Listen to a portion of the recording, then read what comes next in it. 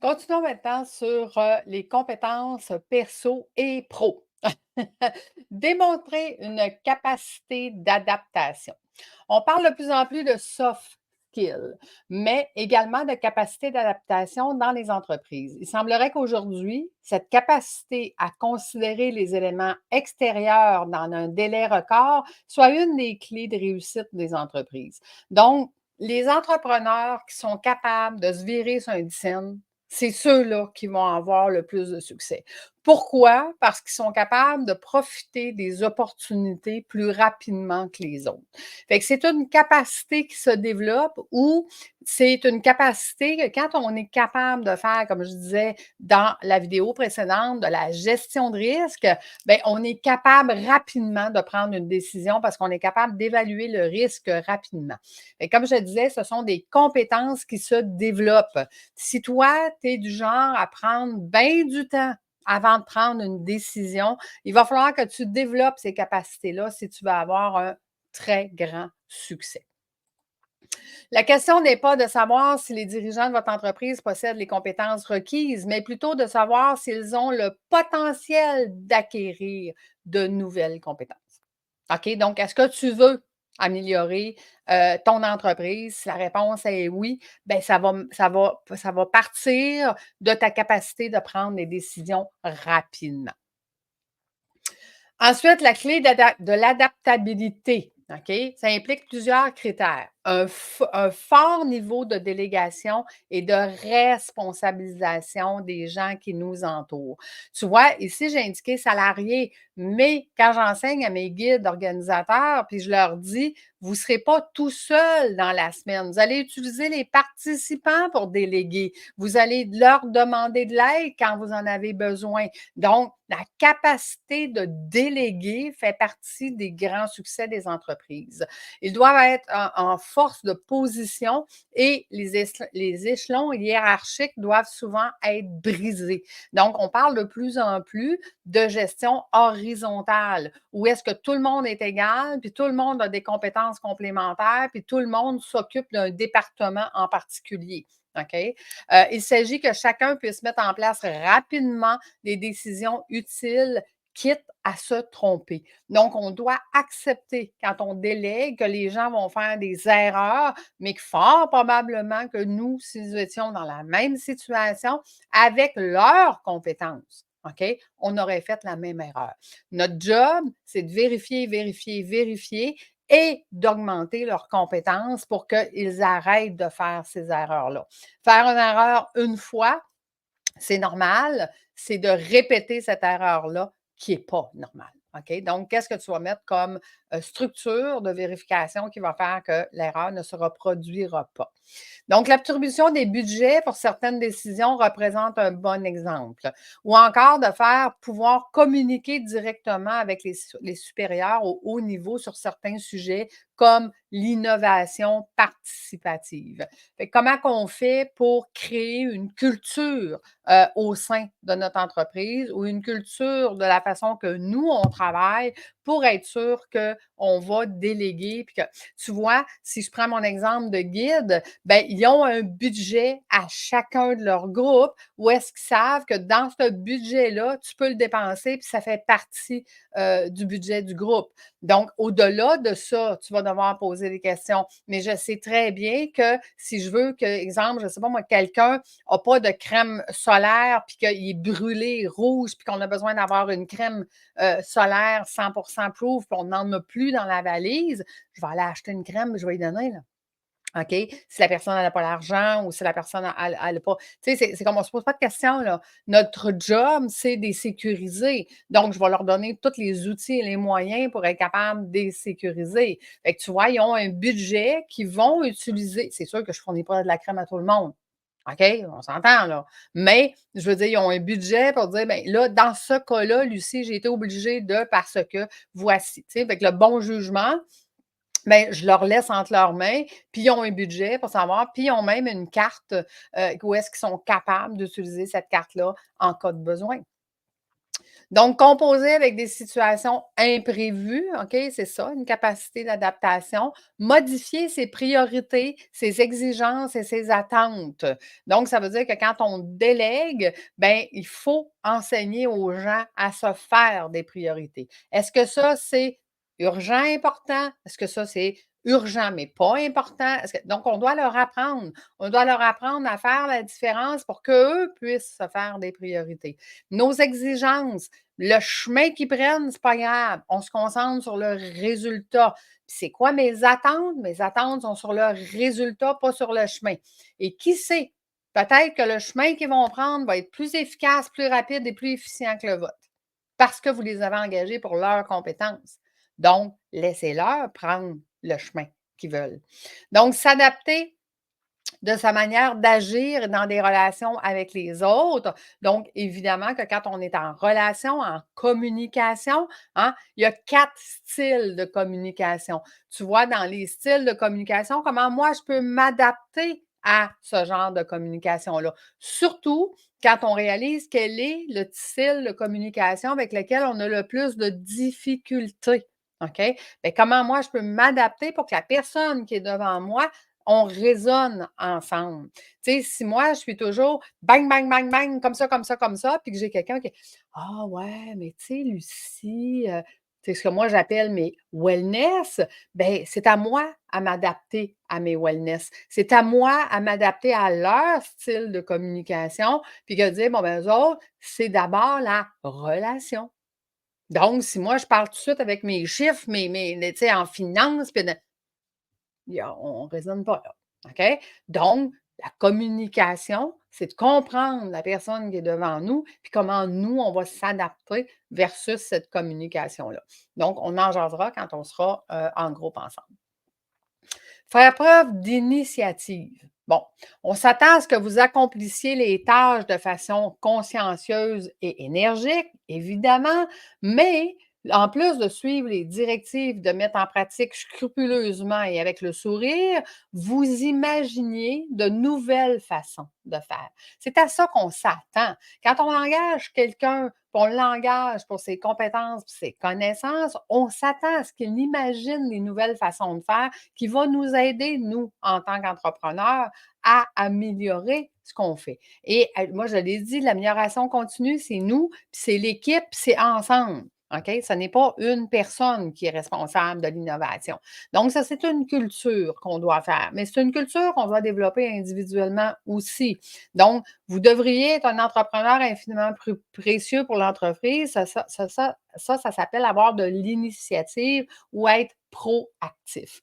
Donc, comment peux-tu, toi, dans la tâche, dans ce que tu fais, être proactif? Comment les employés que tu as, OK, dans leurs tâches, peuvent avoir de l'initiative, puis ils peuvent essayer des choses, puis ils peuvent être proactifs à te proposer des choses. Si tu es toujours fermé et que le seul initiative que tu acceptes, c'est des initiatives qui vont te rapporter de l'argent, ben à ce moment-là, les gens ne voudront pas te donner. On sait bien, je donne une idée, puis il la prend pas, il la prend pour lui ou il la prend pour elle. Par contre, si tu me donnes une idée et que je dis à tout le monde: «Hey, ma coach m'a donné cette idée-là, puis grâce à ça, j'ai fait ça», ben ça, c'est comme on vient redonner aussi, à celui, hein, qui nous a aidés à améliorer, ce qui appartient à César, n'est-ce pas?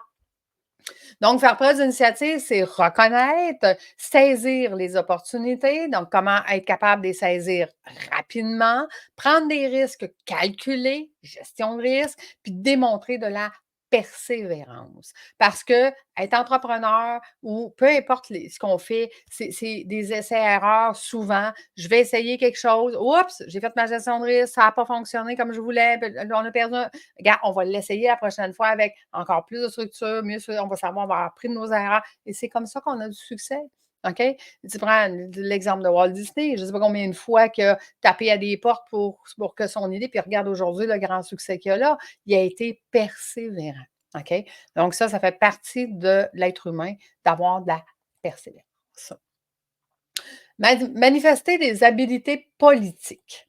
Évidemment que quand on est un entrepreneur, les habiletés politiques, c'est créer des relations significatives avec les autres. OK? Donc, même mes guides qui accompagnent les groupes, ben, je leur apprends à créer des relations avec les autres. C'est qui les personnes les plus importantes qui vont être capables d'être en mesure de les aider durant la semaine qui vont être là? Est-ce que c'est la personne, exemple, qui s'occupe du buffet?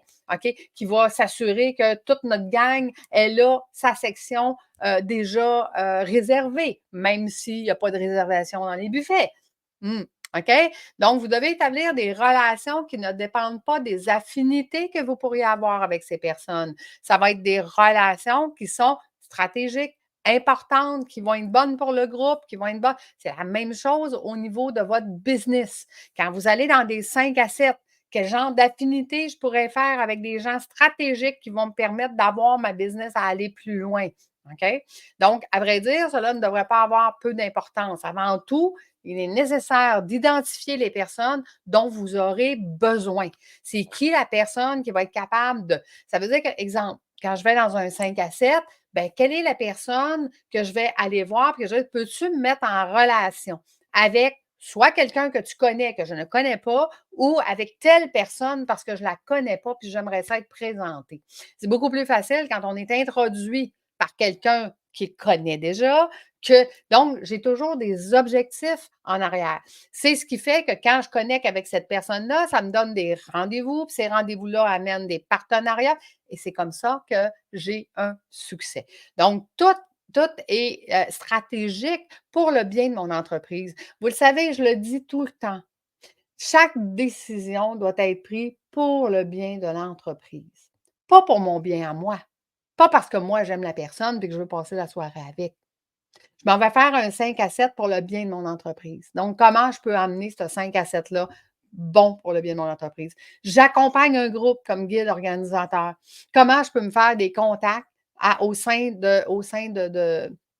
du resort qui vont me permettre de pouvoir mieux accompagner mon groupe, OK? Pour le bien du groupe, pour le bien de mon entreprise. Il ne faut jamais oublier cette phrase-là. C'est une phrase dans une entreprise qui est hyper importante. C'est une phrase quand on est dans un groupe pour le bien du groupe, pour le bien. Donc, pour le bien des autres. C'est ça notre job d'être humain. OK? C'est d'aider les autres avec nos compétences, nos connaissances.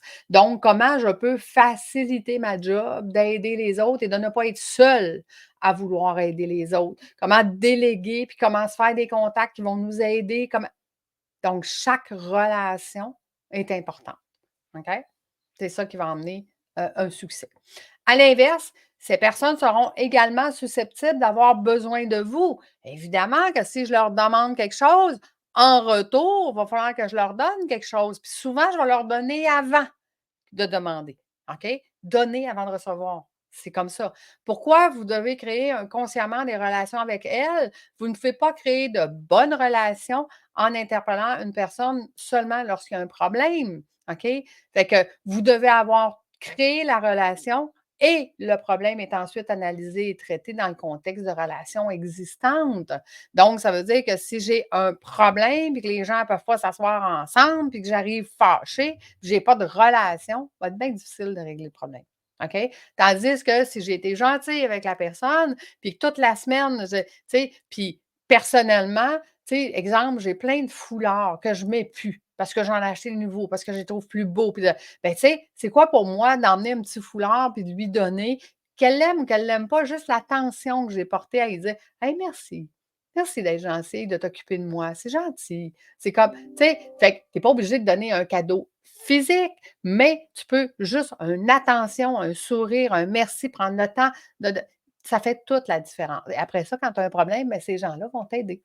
OK? Vont t'aider facilement.